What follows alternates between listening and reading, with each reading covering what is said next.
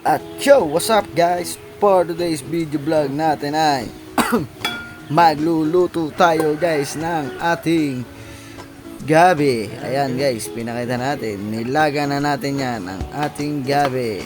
Dahil hindi maaraw ngayon at maulan, syempre ilaga na lang natin siya. At ayan ang ating mga rekado. Ating sibuyas at bawang. Syempre ang ating Knorr pork cubes. At ang ating pamintang crack. Guys, 3 peraso yan. At syempre ang ating mantika. Ayan ang ating mantika guys. At ayan dyan. Syempre ang ating bechin time lapse pasok. At ayan na nga guys, bumilis na naman ang ating pagkilos. Para lang naman tayong nadali ng double pay, triple time at with Sunday rate guys. Kung tayo nagtatrabaho sa EBSA. At ayan, pinitpit na natin ng bawang. Pagkapitpit, tinanggal ng balat. Pagkatanggal ng balat guys, syempre ginayat pa natin yan. Ayan, kaawa-awang bawang. At inayos na natin ang ating camera para sa ating pagluluto. Syempre, cellphone lang gamit natin guys. Ayan guys, ang bilis naman na uminit ang ating lulutuan. Nilagay na natin ang ating sibuyas at bawang. At syempre guys, pag medyo mapula na yan, ilalagay na natin ang ating nilagang gabi. At ayan na guys, lulutuin natin yan. At abangan nyo kung ano ang kalalabasan ng ating lulutuin. At ayan, hinalo-halo natin yan guys. Ayan, haluin natin. At syempre guys, lagyan natin ng konting toyo.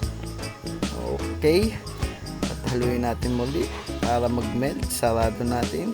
Ayan guys, at binuksan na naman. Pagkabukas natin, hinaluhan natin. Syempre guys, yan ay malambot na. Baka naman madurog, kaya hindi ko inahalong maigi. At nilagay na natin ang ating pamintang crack. At nilagyan uli natin ng toyo, bechin. At syempre guys, ang ating Knorr pork cubes ay lalagay na natin. At ayan na nga guys, syempre lagyan natin ng konting suka. Ayan, hihintayin natin na mag-meld yung lasa niya sa gulay natin. At syempre guys, lagyan natin ng konting tubig. Baka naman yan ay mapirito, imbis maging palaga ang gawin natin para mag-meld yung lasa ay maging perito. Kaya nalagyan natin ng konting tubig. At higit sa lahat, nahihirapan din ako na ipantimpla natin ang ating dato puting suka, lalo na sa mga ganyan luto guys.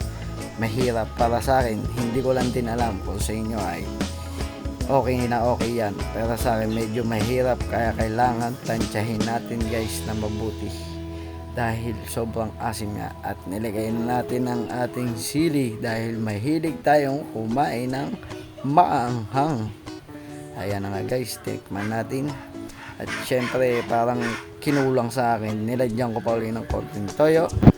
At syempre guys, kulang sa panlasa pa natin yan, kaya dadagdagan natin ang mga dapat idagdag dyan guys, para naman masolve at masarap ang ating tanghalian ngayong araw na to. At yan nga guys, hinalo-halo natin yan.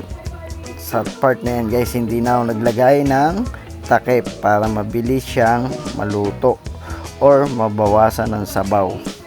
Kasi pag may takip pa yan guys, yung moist na yan dyan din ang punta. At yan guys, hindi pa tayo nakontento, nilagyan natin ng konting tubig pa para medyo masabaw ang ating ulam dahil maulan ngayon guys. At ayan na nga, muli nating tinikman kung okay na siya. At sa palagay natin yata ay masarap na siya. Hindi pa rin nakontento. Take 2 and take 3. At ayan guys, iyan na nga naluto na at okay na sa aking paningin. At ating palasa ang ating nilutong adobong gabi with Knorr pork cubes guys. At ayan na guys, budget meal lang talaga tayo dahil hindi maaraw ngayon, hindi natin nabilad yan. At ayan na nga guys, pwede na natin kainin yan. Kaya ano pa bang dapat natin gawin? Patayin natin ang apoy at tayo'y kumain na. Panoorin nyo ang ating video at tapusin. Bye bye.